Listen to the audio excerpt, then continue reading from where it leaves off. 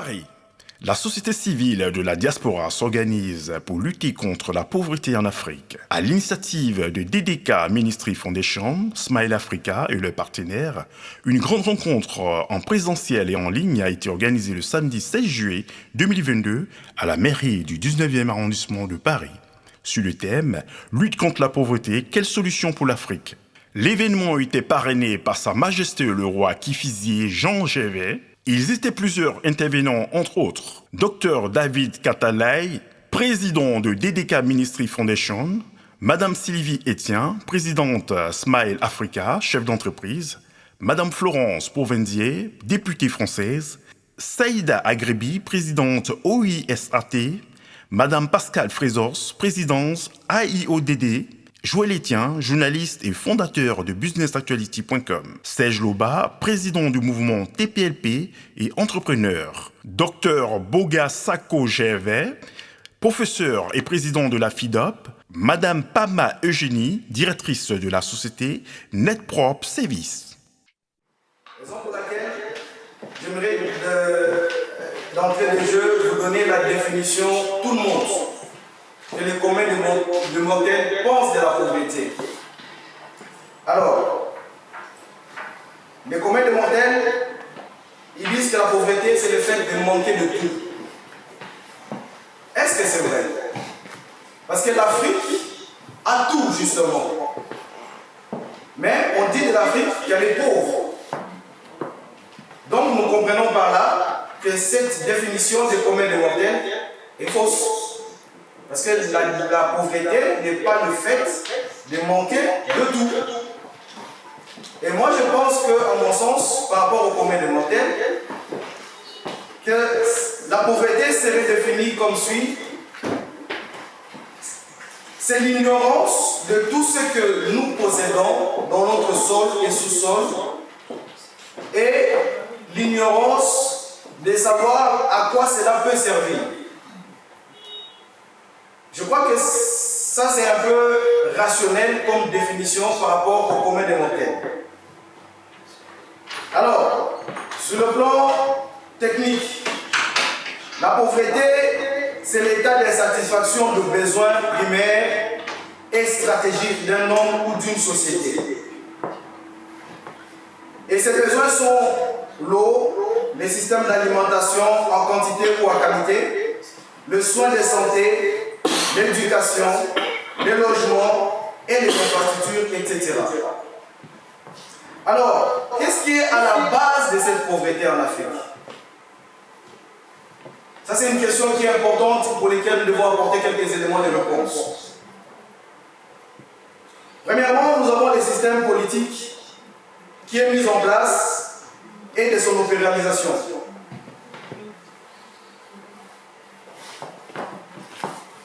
Par rapport à ce point, nous allons voir deux sous-points ou deux questions que nous pourrons nous poser. Est-ce que ce qui est produit correspond-il aux besoins de toute la population? Ou encore, est-ce que ce qui est produit est-il bien géré afin que les populations puissent en avoir et qu'ils puissent en servir? Donc, comprenons cela avec ces deux questions. Nous avons compris que là, il nous faut des institutions stables, objectives, qui prônent la bonne gouvernance afin d'assurer une redistribution équitable à toute sa population. Le deuxième point, c'est sur les richesses. Ici, je veux parler de deux types de richesses. Les potentialités et les possibilités. Les potentialités constituent tout ce dont vous avez sur votre sol et sous-sol, tels que les cuivres, les cobaltes, les coltans, les diamants, l'or, l'uranium, qu'on exploite dans des mines. Mais les possibilités sont ce que l'on peut utiliser, ou ce qui est possible d'être utilisé au service de la population. Alors, si nous avons des potentialités, sans les associer à des possibilités, c'est cela qui conduit à la pauvreté. Le plus important, ce n'est pas de tout avoir, Mais le plus important, c'est de savoir comment partager tout ce que vous avez. Et que cela puisse bénéficier à la population. C'est de ça dont je parle en tant que possibilité. Le troisième point, c'est l'éducation. Lorsque les gens sont éduqués pour répondre aux besoins de leur société, alors ils auront la lucidité et les connaissances nécessaires pour combattre la pauvreté.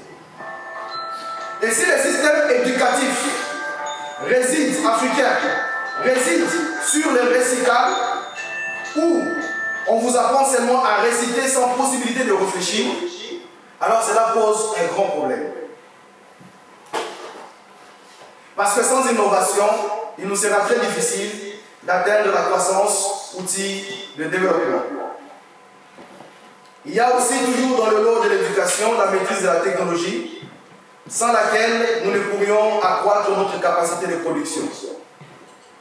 Alors je vais parler maintenant du cas de la RDC. La République démocratique du Congo, d'une superficie équivalente à celle de l'Europe occidentale, est le plus grand pays d'Afrique subsaharienne. Elle possède des ressources naturelles exceptionnelles, notamment des gisements de minerais, cobalt, coton, cuivre, diamants, or, etc.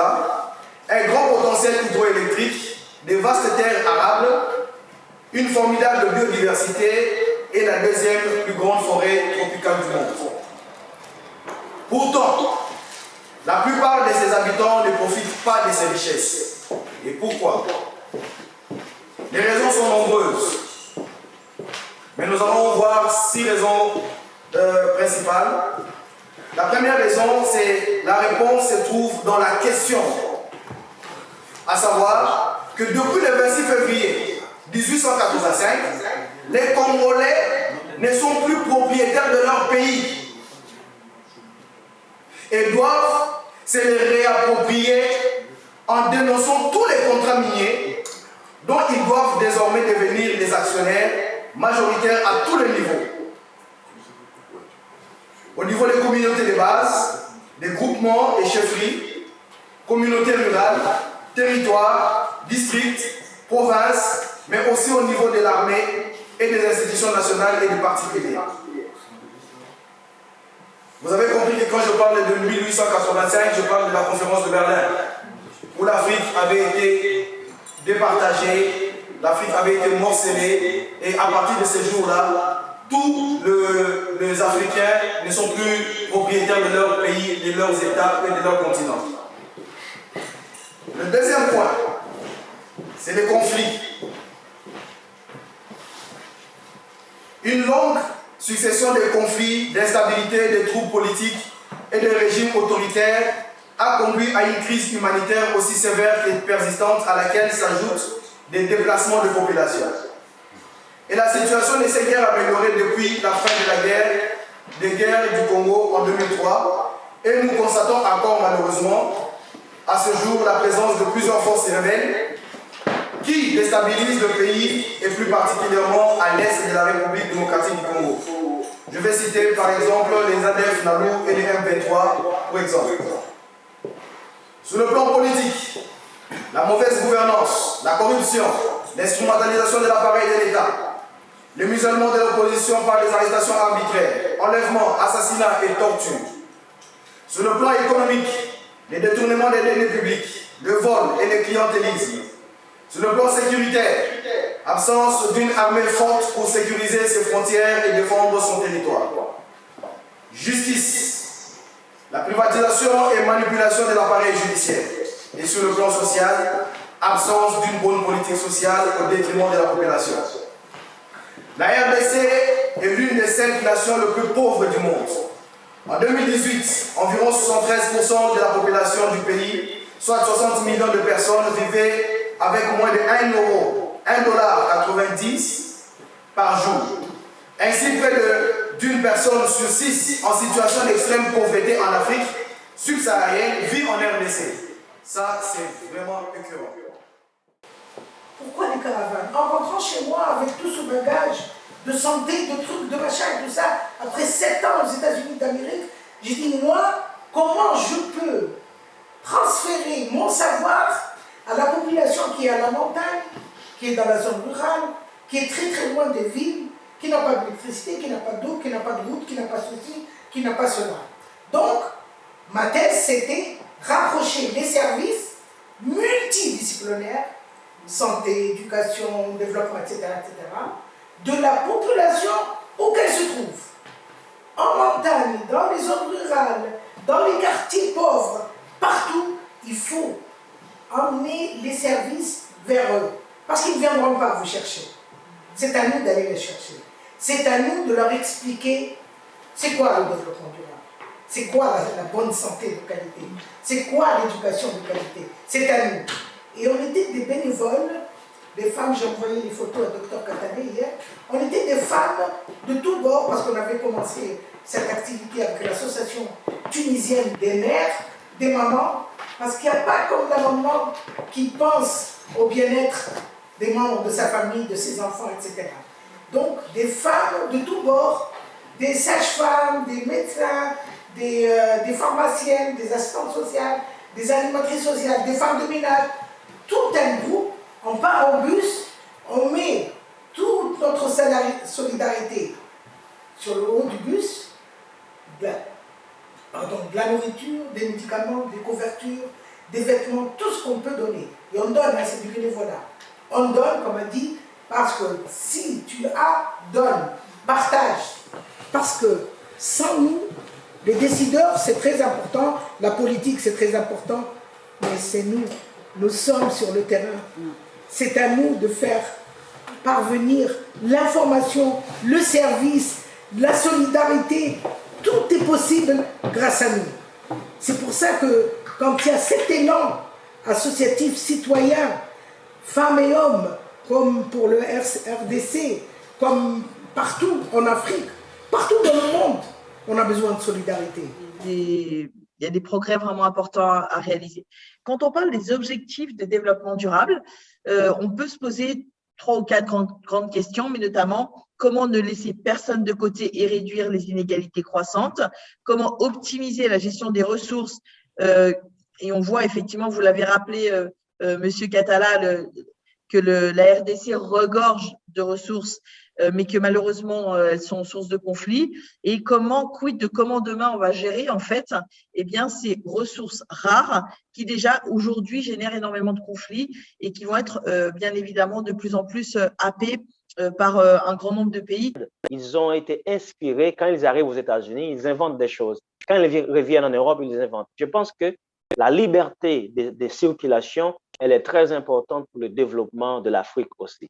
Je parle d'une liberté de circulation réciproque entre Africains et une liberté de circulation de l'Afrique vers l'extérieur.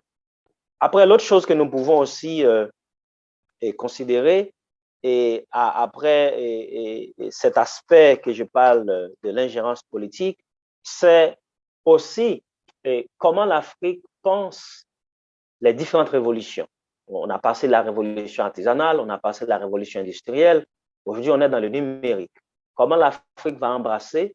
OK, je parle de l'Afrique, je parle d'Haïti aussi, parce que je considère Haïti, aujourd'hui, je milite pour qu'Haïti soit reconnu comme le 56e État africain. Pourquoi pas? On considère la diaspora africaine comme 55e État. Eh bien, Haïti peut être 56e État africain. Pourquoi? Parce que même si on est en Amérique, Haïti est un pays totalement africain, un pays noir. Nos cultures, notre façon de manger, de consommer, c'est la même chose. Pourquoi pas? Ce qui fait que, et l'autre chose qu'il faut considérer, c'est comment l'Afrique va embrasser ce monde digital, ce monde de demain. Et aujourd'hui, avec l'intelligence artificielle, je pense qu'on a raté la révolution industrielle en Afrique. Il faut se réveiller. Déjà, il faut être capable de nourrir les populations. Ça, c'est le premier défi de l'Afrique. Comme on parle de la faim, c'est pourquoi je reste sur la faim, l'agriculture. Il y a un potentiel agricole. Je ne pense pas que l'Afrique devrait s'inquiéter pour aller chercher du blé quelque part. L'Afrique pouvait créer ses propres capacités agricoles pour nourrir leur population. Aussi, Quand on parle d'agriculture, on parle de transformation. C'est un grand monde, c'est un grand univers.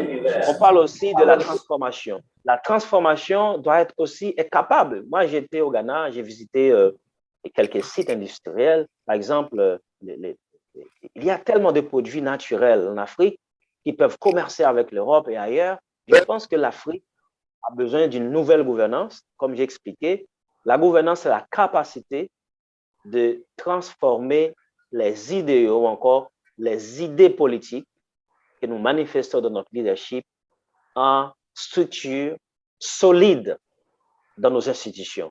Moi, je pense que la faiblesse de l'Afrique, elle doit être le renforcement des institutions. Et ces institutions sont subdivisées en 4 dimensions, qui sont le pouvoir exécutif, judiciaire et législatif, et en même temps les médias. Les médias aussi doivent faire un travail beaucoup plus cohérent. Par exemple, en Europe, on vend l'image qu'on veut des médias. Okay? On vend l'image qu'on veut de l'Europe. Mais ça ne veut pas dire qu'il n'y a pas de problèmes, de pauvreté en France, il n'y a pas des endroits difficiles. On ne va pas vous montrer ces choses-là à la télé. Mais en Afrique, vous exposez tout. Il faut avoir un contrôle de votre communication. Ça va permettre d'attirer un autre potentiel touristique parce que l'Afrique, c'est le soleil, c'est le climat tropical comme les Caraïbes. Je pense que vous pouvez développer votre économie. La plus grande solution, comme j'ai expliqué, oui, il y a la corruption, mais il faut maintenant analyser quelles sont les causes de cette corruption. Cette corruption ne vient pas seulement de l'Afrique, c'est un mélange. Par exemple, quand on voit le Congo, il y a tellement de ressources. Est-ce que les organisations qui vont exploiter ces ressources ont un amour vraiment pour la population africaine? L'on crée des alliances avec les différents types d'acteurs. Le troisième enjeu, c'est s'appuyer sur l'éducation et la formation. Et là aussi, je vais m'arrêter un petit instant sur le sujet. En quoi l'éducation et la formation sont aussi importantes en Afrique qu'en France, qu'en Afrique, même si les enjeux ne sont pas tout à fait identiques. Quand on parle d'éradiquer la pauvreté, de quoi parle-t-on? On sait que tout est lié. Et si chacun n'a pas accès à un minimum d'information et d'éducation, voire de formation tout au long de la vie, qui permet d'avoir une compréhension du monde, qui nous permette d'agir, alors on pourra faire des incantations. Et moi, je dirais, on peut vouloir transformer le monde, mais si on est seul et qu'on prêche dans le désert, on n'ira pas très loin. Donc, de fait, l'éducation est structurante et fondamentale, et c'est là où les ODD sont, j'allais dire, incontournables quant à l'approche systémique. Et je vous ai dit, j'ai travaillé dans l'humanitaire avant, et vous le savez encore mieux que moi, éduquer, oui, mais pour qu'un enfant puisse aller à l'école. Ingénierie de paix. Le but de l'ingénierie de paix est de promouvoir la paix, de protéger l'humanité, la vie et les droits humains. La première partie de la définition de l'ingénierie de paix est tout d'abord la nécessité de la prévention, plutôt que la réparation des dommages. Nous souhaitons éduquer les populations mondiales à lutter contre la pauvreté, la famine et les guerres, en promulguant la paix. Nous avons pour projet de démocratiser cette idée et d'en faire un sujet d'études universitaire à part entière. Pour cela, j'aimerais vous présenter le dernier livre paru dans les éditions Parapacem, Le Petit Livre Rose, qui présente le nouveau concept d'ingénierie de paix, avec l'espoir et le désir de bâtir un monde en paix. Le sous-titre du livre est inspiré des premiers mots de la Charte des Nations Unies, We the Peoples, nous les peuples, devient We the People, nous le peuple. Bon, on fait quoi? On est assis sur des richesses et puis on est pauvre. Vous et moi, pour ceux qui sont africains là, nous sommes assis sur du diamant, sur du manganèse, sur le cacao, sur le café, et puis on est pauvre. Alors, ça sert à quoi? De toujours faire des discours et puis dire levée de fonds, aidons l'Afrique. Regardez la honte que nous avons eue récemment. Le président Macky Sall, en tant que président de l'Union africaine, il s'est déplacé pour aller voir M. Poutine. Lorsque des journalistes m'ont tendu leur micro, j'ai donné 2 points d'analyse. Le premier point, j'avais une fierté de savoir qu'il y a une 3e guerre mondiale qui se profile à l'horizon. Et pour une fois, l'Afrique vient là, un peu comme une médiatrice Tout le monde fait la cour. Je vois Zelensky, le président de l'Ukraine, qui dit « Je veux parler à l'Afrique ». Je vois Poutine qui reçoit même au cours d'une grande réunion l'Afrique, et puis après qui commence à rentrer sur le continent, au Mali, en Centrafrique, etc. Et puis la guerre éclate, et puis le président de l'Union africaine vient voir M. Poutine, là où des Occidentaux ne peuvent même plus aller voir Poutine. Et quand Poutine le reçoit, là où il avait reçu M. Macron, au bout d'une longue table, il reçoit Macky Sall côte à côte. On dit « Waouh, je suis un peu fier ». Mais dès qu'il a ouvert la bouche, j'ai eu la honte de ma vie. Je suis venu négocier pour que le blé, on nous donne du blé. Comment on va négocier du blé, nous, Africains? Comment on va aller demander du blé à la Russie? Comment on va aller demander du blé à l'Ukraine? Nous, Africains. On manque de terre, on manque de forêt, on manque de manganèse, on manque de sous-sol, on manque de mer. Non, on manque d'intelligence. Et je m'en vais embrayer sur mon dernier point. Dans le second, je vous ai montré le paradoxe. À la suite de mon ami Dr Katalaye, dans mon dernier point là, je m'en vais dire, si l'Afrique est pauvre, elle est pauvre de ses dirigeants, elle est pauvre de ses stratégies de développement. L'Afrique n'a pas d'ambition. Que dis-je? Les Africains qui dirigent l'Afrique là, ils n'ont jamais eu d'ambition pour développer le continent. Jamais. En tant qu'Ivoirien, je n'ai pas voulu focaliser le débat sur mon pays, mais en tant qu'Ivoirien, jeune cadre de mon État, quand j'analyse les gouvernances, les différents dirigeants de mon pays, à commencer par Houphouët, j'ai sorti un livre, parce que j'en suis à mon 6e. J'ai sorti un livre dans lequel j'ai brossé un peu la gouvernance du président Houphouët-Boigny. Au moment où le président Houphouët-Boigny était président de la Côte d'Ivoire de 1960 jusqu'en 99, le 7 décembre, 93, le 7 décembre où il décède, la Côte d'Ivoire a connu ses heures de gloire.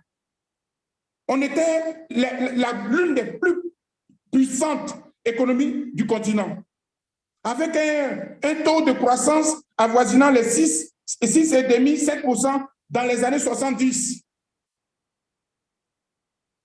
Mais les Ivoiriens se soignent aujourd'hui où, avec 500 francs qui leur manquent, ils meurent. Il n'y a pas eu d'assurance maladie dans mon pays. L'eau et l'électricité demeurent toujours entre les mains d'un opérateur français. Et puis on dit qu'on est indépendant. Et puis on dit qu'on est riche. Donc, dans mon pays, on produit l'eau, l'électricité. On vend l'électricité à tous les pays avoisinants de mon pays. Le Mali, le Burkina, on leur donne de l'électricité, mais dans mon pays, là, il y a le délestage. On coupe l'électricité matin, midi et soir. Et vous voulez qu'on fasse quoi? Chers amis, dans ce dernier point, on a toujours crié en accusant les Occidentaux. Mais je dis, depuis 1960, on peut faire le catalogue des cadres africains, les éminentes cervelles de la planète, des cerveaux, mais qui ne sont pas capables de développer une stratégie cohérente de développement du continent. Je nous accuse, nous, mais en premier, j'accuse tous les dirigeants qui sont à la tête de nos pays. Car si nous sommes pauvres, c'est à cause de leur gouvernance. Des égoïstes, des corrompus, des gens qui ne pensent qu'à leur famille. On a du soleil en Afrique, mais en Afrique, il n'y a pas d'énergie solaire. Pourquoi? Parce que celui qui va venir faire l'énergie solaire en Côte d'Ivoire, il doit avoir des problèmes avec Bouygues, avec Bolloré et compagnie. Donc, pour conclure, l'Afrique n'est pas pauvre. Ce sont les Africains qui sont pauvres d'intelligence et de stratégie de développement. Et j'ai dit, je suis Dr Bouga. Merci. Pourquoi il y a le changement climatique? Parce qu'il y a trop de gaz à effet de serre dans l'atmosphère. Et ces gaz à effet de serre, il y en a 6. Il y en a 6 qui sont responsables de ce changement climatique. Bon, il y en a plusieurs, mais nous avons 6 principaux gaz à effet de serre qui sont responsables aujourd'hui de tout ce que nous vivons, ce changement climatique, ces catastrophes que nous vivons. Donc le dioxyde de carbone, et qui est le CO2 qui provient des transports utilisant des hydrocarbures, le méthane qui est le CH4 qui provient de la déforestation, la cause c'est la déforestation, l'agriculture abusive et élevage, le dioxyde d'azote, sa source est l'industrie chimique, l'hexafluore de soufre, qui a, quand, comment dirais-je, la température est 100, c'est gaz à effet de serre. Et là, ça c'est les gaz à effet de serre de façon naturelle, produits de façon naturelle. Et nous sommes à 15 degrés moyenne de température sur la Terre. On peut vivre. Et quand il y en a plus, il est question de ça, les questions de changement climatique, il y en a plus, la température grimpe à plus de 16 degrés Celsius, 19 degrés Celsius, et ça devient la catastrophe. Et pourquoi est-ce que on parle, nous parlons de, comment dirais-je, aujourd'hui, quand on parle de changement climatique, automatiquement, on parle de carbone, on parle d'impact carbone, on parle de tasse carbone. Pourquoi est-ce que le changement climatique est rattaché au carbone? Pourquoi? Parce que le carbone est à la base de beaucoup d'organismes. Voyez-vous, selon les scientifiques, la Terre est née il y a 4,5 milliards d'années. Et comment elle est née? Elle est née et la vie est arrivée. Pourquoi? Parce qu'avant, la Terre était remplie de carbone. Parce que là où il y a le carbone, il ne peut pas avoir de vie. Et la présence de l'eau par rapport au cycle de l'eau a modifié la composition de l'atmosphère. En modifiant cette composition, elle a lavé cette atmosphère et tout ce carbone qui se trouvait dans l'atmosphère a été en grande partie, aujourd'hui plus de 70 millions, le carbone par rapport à son unité de mesure quand il est stocké dans un réservoir, il est exprimé en gigatonnes carbone. Donc tout ce carbone, une grande partie, s'est retrouvé dans nos massifs calcaires. Donc tout ce qui est roche calcaire que nous voyons sur la Terre, c'est le carbone qui est stocké là. Et là, il y a plus de 70 millions de gigatonnes de carbone. Donc, à côté de, comment dirais-je, ce réservoir, nous avons aussi d'autres réservoirs que nous appelons le réservoir, comment dirais-je, artificiel, qui sont la biosphère. La biosphère, c'est tout ce qui représente les êtres humains et qui représente les végétaux, les animaux et les bactéries. Oui, les bactéries, aujourd'hui, on parle d'un nouveau continent qu'on est en train d'explorer, qui est la biotique. Donc, il y a le continent, comment dirais-je, des bactéries. Et c'est toute cette composition-là qui est, comment dirais-je, la biosphère. Et à côté de cette biosphère, puisque cette biosphère est sur le sol. Donc, la biosphère et les sols contiennent aussi du carbone. Donc, il y a une partie qui a été stockée dans les êtres humains, puisque nous, notre composition organique est riche en carbone. Et aussi les sols. Pourquoi les sols? Parce que quand nous mourons, nous nous décomposons dans le sol. Tous les êtres vivants, que ce soit les végétaux, que ce soit les animaux, que ce soit même les bactéries que nous ne voyons pas, sont composées de carbone. Et ce carbone est stocké dans, comment dirais-je, dans le sol. Pour aller très rapidement, ce carbone est stocké dans le sol. Et la masse carbonique qui s'y trouve est de 3200 gigatonnes de carbone. À côté de ça, nous avons un autre réservoir où l'effet de l'eau, le cycle de l'eau a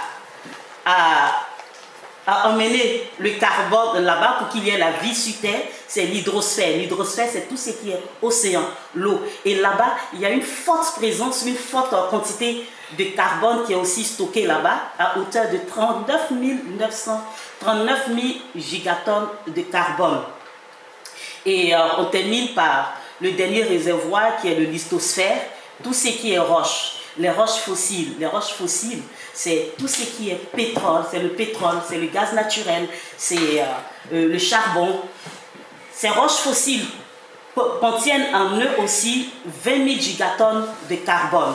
Et j'ai parlé de ça quand j'ai commencé à parler de le lavage de l'atmosphère par l'eau pour que la vie arrive sur la Terre, en parlant des carbonates, qui sont aussi tout le massif calcaire, où la forte partie de ce calcaire, plutôt de ce carbone s'y trouve. Donc pour dire quoi? Ça, comme je l'ai mentionné tout à l'heure, après que l'eau, dans son cycle, a nettoyé l'atmosphère, dans l'eau, nous avons l'oxygène et nous avons l'hydrogène. Et l'oxygène est la nourriture de la respiration. La respiration se nourrit de l'oxygène. Les humains, pour vivre, ont besoin de respirer. Et c'est l'oxygène qui permet cela. Et 80% de cet oxygène est produit dans l'eau. 80% de cet oxygène que nous respirons provient de choses, l'hydrosphère est produit dans l'eau. C'est pourquoi nous devons avoir des éco-gestes. Mon intervention, ça sera plus pour donner des informations pour que nous puissions vraiment revoir nos façons de consommer, comme la députée l'a dit tout à l'heure. Et c'est très important, c'est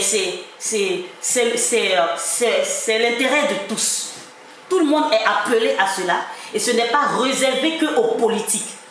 Mais tout le monde est concerné par cette lutte contre le réchauffement climatique.